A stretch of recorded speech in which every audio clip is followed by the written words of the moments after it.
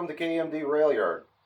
I just wanted to make this little intro video to explain to you a little bit about what this channel is going to be about. Basically, it's about model railroading in any way, shape, or form, be it HO, O, even standard gauge.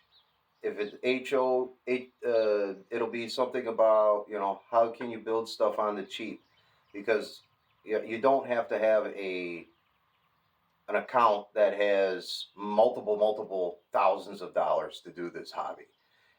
It all depends on what you're going after, how big you're going after it, and what you like. I mean, you can build a train board 4x4 foot, 8x10. It don't matter.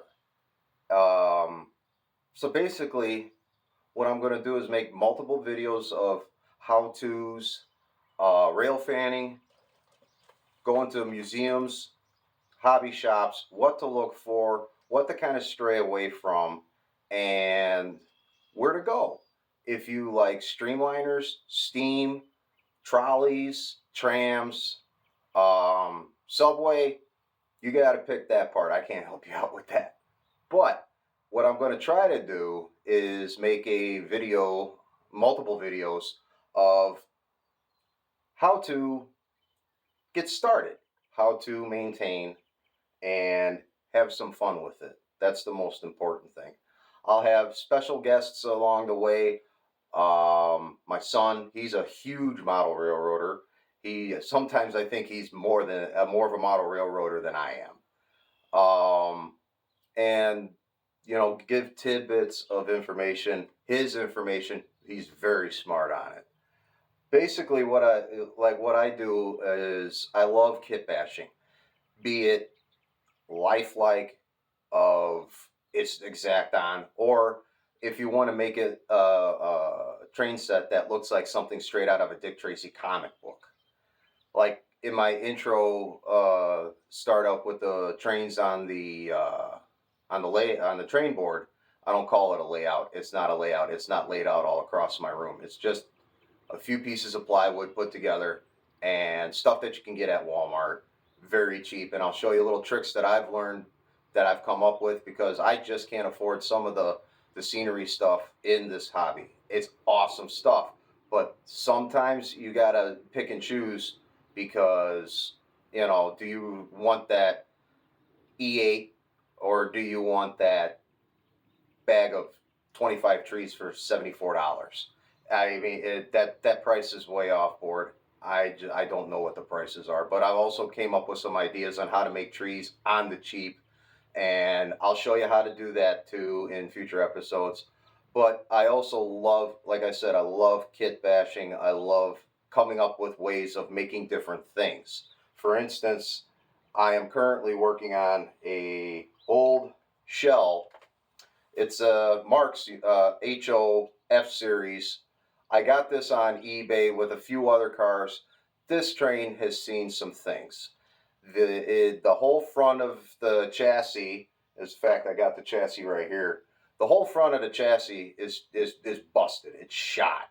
I mean, you could fix it, and it does run. It ain't the greatest of runners. She's pretty clapped out. The brushes are, for the lack of better words, shot. The tires that they put on the bottom of the wheel trucks, they're dry rotted. I'm honestly surprised they're still on it. So I'm going to be doing a couple of videos on how I upgraded to that shell, to a Athens chassis that I have, that, quite frankly, it's a way better chassis. I do have a Rock Island F-Series that is all original. I got lucky. It was well taken care of. Runs great. She's staying the way she's staying. It's just a thing. You got to pick and choose. Do I want to take this pristine one, chop it up, or do I want to take this one that I can cobble together, make my own, and it'd be really, really cool. And also, I'll show you on this project how I take this little block of wood and make the new front end where the truck comes out. I can't remember right now. For lack of better words, let's just call it a cow catcher for right now, even though cow catchers were kind of more of a steam locomotive thing, which those are really cool too. I'll in future episodes have projects of steam locomotives. I got a pen line that I just picked up for 20 bucks. Couldn't pass it up. Great deal. The locomotive itself runs. The tender just needs a lot. So I'll make videos of that as well, of how I fixed the trucks on it, put a coupler box on it, and throw a little flair into it too. Yeah, it doesn't have a line on it. It is got a marking of Penn Central, Pennsylvania Railroad, but maybe we'll change the line up a little bit, change the front end up a little bit, and it'd be pretty cool. I personally think. Where I got into this kit bashing thing stems from my father and mother. They were huge into model railroading when they were younger. My father, he did a lot of model railroading stuff. He would, kind of a funny thing, he'd start it, get frustrated, and my mom would come in and put all the little detail finishing work on it because he just he couldn't handle the frustrations of waiting for glue to dry. It kind of funny, really. They built a while ago that I finished up and I powered just recently, the Zephyr that you saw going around the line in the opening of this video. This thing, they went through a lot to make it. There is a lot of stuff in it. The bottom of it is a modified Athearn's blue box. The sides, the front, they got I'll share in a later video because I can't find the magazine right now. I still have one that has the plans for this that someone did back, I believe, in the 50s. It might have been the early 60s, where they tell you how to use steel unpunched Varney passenger cars. Well, they went and figured it out with the plans that were in that magazine, and figured out where and how to cut it, the Athearn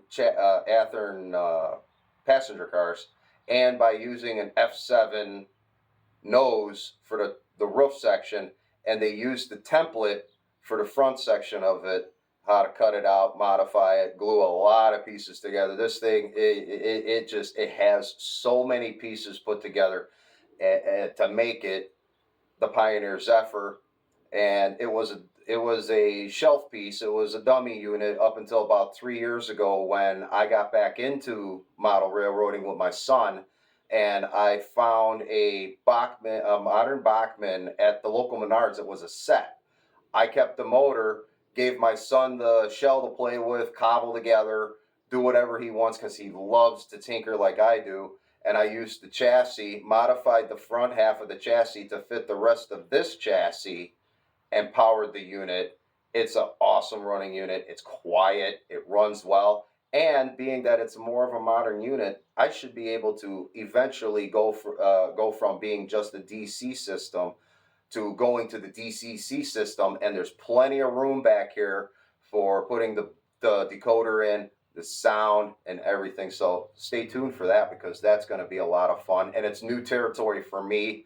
I'm going to call in some help from another YouTuber that's my nephew. He's awesome with this stuff. You can check him out on his YouTube page. His YouTube page goes by Burlington Northern HO Rail Fan. He just got started as well. Check him out. He's got some pretty cool stuff on there too. Other things that I do that I'm currently working on is I'm making a little Joe. Now, basically all I've done is took some spare shells, two F7 shells, chopped the backs off of them, glued them together, started smoothing them out. This is an on again, off again project because sometimes I got to think about it sometimes, how I'm going to go from here. Am I just going to make it kind of like the old Tyco GG1 where, yeah, she's pretty close. She's not scale of being like, say, Kato or any of the other brands that put so much time and effort to make a really nice system, a really nice unit. Or am I going to go with I'm going to put the guides on the front, I am going to put the pantographs on top. I haven't quite decided yet which line I'm going to go for, if it's going to be South Shore or Milwaukee Road. I'm kind of leaning towards the Milwaukee Road because you'll see in future episodes, my son is huge into Milwaukee Road right now. It used to be New York Central, but he kind of took a change to Milwaukee Road because a couple weeks ago we went to a hobby shop in Itasca. Awesome hobby shop. If you're in that area, check them out. I highly, you gotta go. It is just a place to go for budget friendly stuff, newer stuff. They've got maintenance, they've got paints and everything that you would need to do it. Also, like I said earlier, I'm into O gauge stuff. That's kind of where I got started when I was a little kid, 10, 11 years old. My dad got into the standard gauge and O gauge stuff. Well, at that time, I could only afford marks because I was like a lot of the other kids in the early '90s. My allowance was $5 a week, mow the lawn, and just had to save up. So I started out with O gauge stuff, kind of similar to this Hafner wind up. Really cool piece, really well built, heavy. What if it falls off your layout, it's landed. It is just it's a cast iron front end on this. So I mean, it's heavy, and they're fun to play with.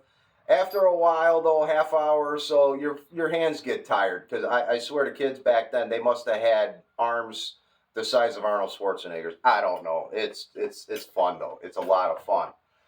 What I do even in the O gauge is I love making kit bash. I like giving the old rusty ones a second chance, like this M10005 that Mark's made. It it's seen some things. It looks like it was sitting in a garage that had no roof. I mean, it's rusty. And what I like to do with this stuff is I like to go through and go, well, what does this kind of look closely to? Well, it's a take on the M10005 Union Pacific, and it's fun. It's toy, and so I look at it and go, well, how can I make it something different, something a little more cool? And so I go through, thumb through pictures and everything. Well, one of my favorite streamliners is the Rock Island Aero Train.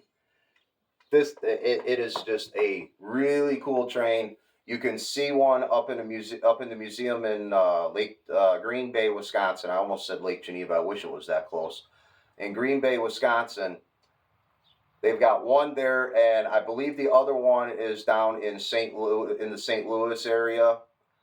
They're awesome trains. They did fail, but the looks of them, it's 150 miles an hour standing still, which is really, really neat. So I'll go through showing that on some episodes of how I do the tin plate kit bashing, where I take a locomotive that looks like that and go through the steps on how I cut it, silver solder it back together because, yeah, epoxy works great, but silver solder is a lot better. And this way too, if your layout has tight turns, sometimes when they start to warm up, these things take off. They fly all of a sudden. And they're going to fly off the track. This way, if you're not watching, this way, with it being silver soldered, you got a better chance of being able to, oh man, it's got a crack or a dent right here that I got to replace. You got a better chance of being able to mend it to whereas, just the stick-em epoxy where you just rub it together and put it on, or the two-part epoxy.